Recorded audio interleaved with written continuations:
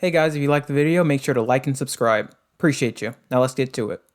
Alright, what's up guys, Average Gamer signing on back with another video. Another EVO has come and gone, and with it, a lot of cool matches and cooler announcements. Let's go ahead and breeze through some of them. Obviously, I can't talk about everything, but I'll handle the biggest announcements.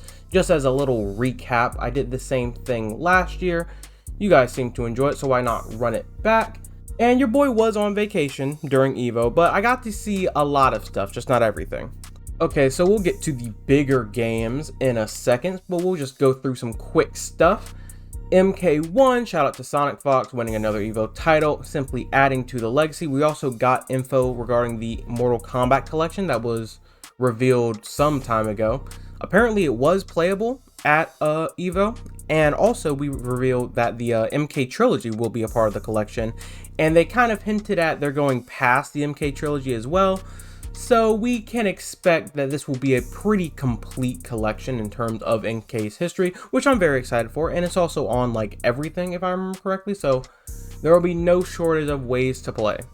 Next up, Invincible versus dropped the Omni-Man trailer. Obviously, we knew this guy was going to be in the game.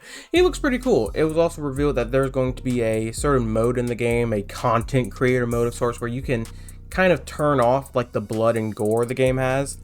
I will not. Well, maybe for videos, but the option, of course, is very nice.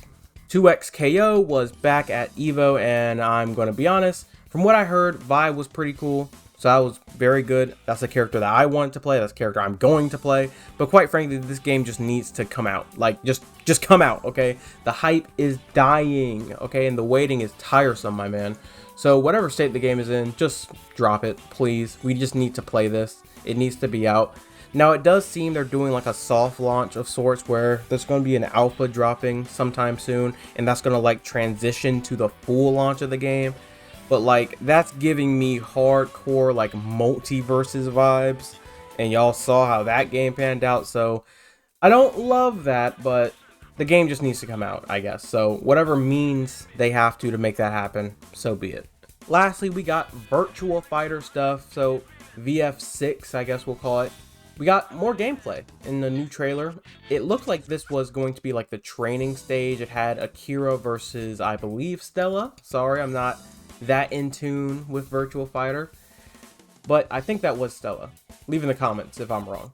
So yeah, the game seems to be adding a lot of cinematic elements to the fights that prior VFs didn't have to my knowledge, but it still kind of keeps a lot of the mechanics. You saw like Akira use a guard break, for instance, so yeah, it's sort of adding like cinematic elements to the classic VF feel, which is really cool.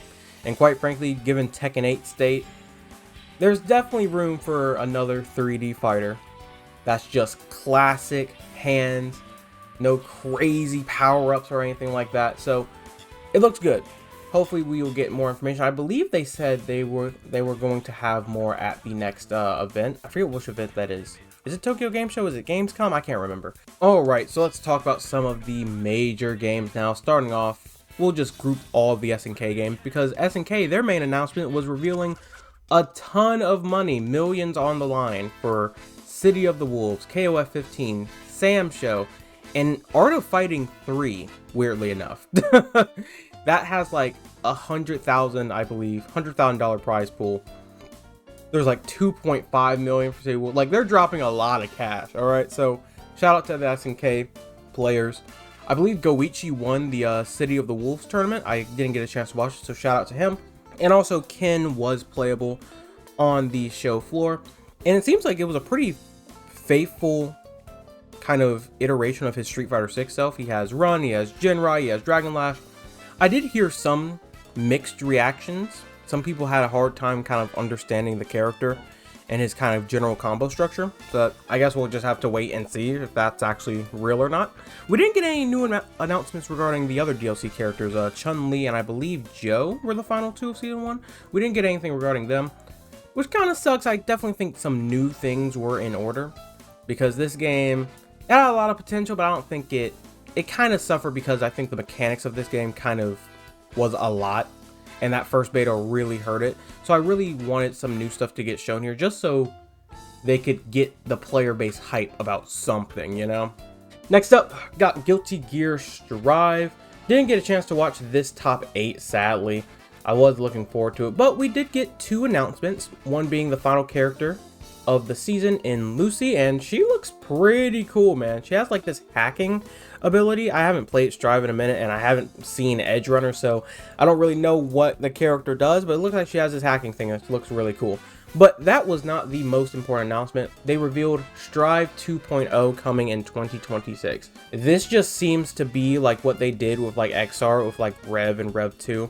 So, you know, more characters, potentially like system changes, but I'm gonna be honest, the online and the lobby system needs to be the first thing if you're going to do anything with Strive. It has to start with that lobby and online system, and that's why a lot of people, including myself, stopped playing. The online experience was just too miserable far too often. So fix that and then do whatever you want. And hopefully Jam comes back. Jam's a really cool character. I played her in Rev 2, so hopefully she comes back. Okay, next up, this is a big one, Marvel Tokon. Now, we did get a lot of info dumped a little before EVO, because we had like this introduction to gameplay trailer where they kind of revealed some of the mechanics the game has, some control scheme, stuff like that. But the first playable demo was at EVO. And yeah, the reception was very high, man. People were really enjoying this. It seems to have proven that, you know, this is not Marvel vs. Capcom. This is not even like Dragon Ball FighterZ, really. It's its own unique thing. I'm gonna be honest, I think that was very much needed. There were still far too many people not realizing that this is its own game. A lot of people are still coming into this thing that's gonna be just like that standard MVC tag fire. That's not the case. These people got a very rude awakening. Now, it does seem the game is, again, rather unique in terms of how it handles the tag element in particular. So apparently the game like starts as a 2v2 and you gain characters by doing specific things like stage transitioning, excuse me, off a wall break. Not to mention, mechanically, the game seems pretty dense. So it definitely seems like many things are possible, which is very good.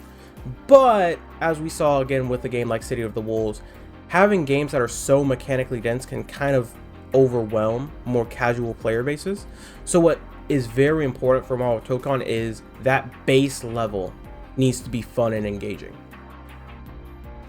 So yeah, given what people said, I mean, it looks fun. So that definitely seems like they're on the right track, which is great. I'm really excited for this game. Definitely my most anticipated fighting game by far.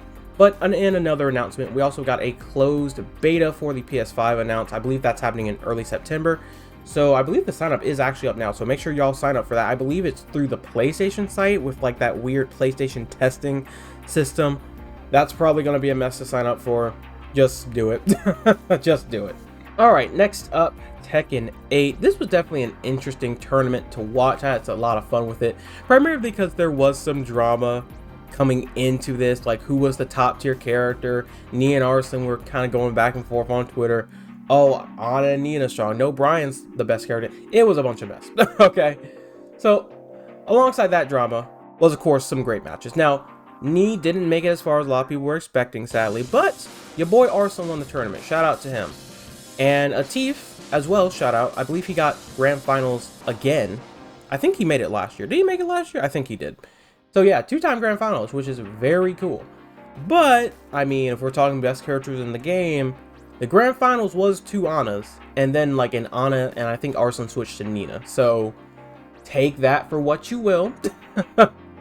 Now, given the state of Tekken right now, we expected announcements to try to bring the community back, and yeah, we got them. Armor King gameplay trailer with the release date in mid-ish October, and yeah, the guy looks insane. They seem to really play into the wrestler aspects in terms of spectacle, big flashy moves. He seems to have an install or some sort of power-up where he's like engulfed in flames, which does look cool, although it does kind of add to the complaint that many have had, where pretty much every character is either a stance character or an install character, which does kind of suck, but at least he looks cool, so hell with it. We also got another Tekken announcement in the final DLC character being a newcomer from Madagascar called Marizu, I believe that's how you pronounce her name in English, alongside a new stage in Madagascar, of course, and yeah, she looks pretty cool. We didn't get any gameplay or anything. We expect that to be end of the year stuff, so we'll probably get some more information about that in a couple of months. And lastly, they say save the best for last. We got Street Fighter 6. And yeah, this was my favorite tournament of the weekend. I really enjoyed it. I haven't played Street Fighter 6 in a minute, but I'm probably going to play because this tournament was insane. Shout out to Mena RD for the W. And shout out to a younger competitor in Mickey. He went on a crazy one. That man looked unstoppable for a good minute.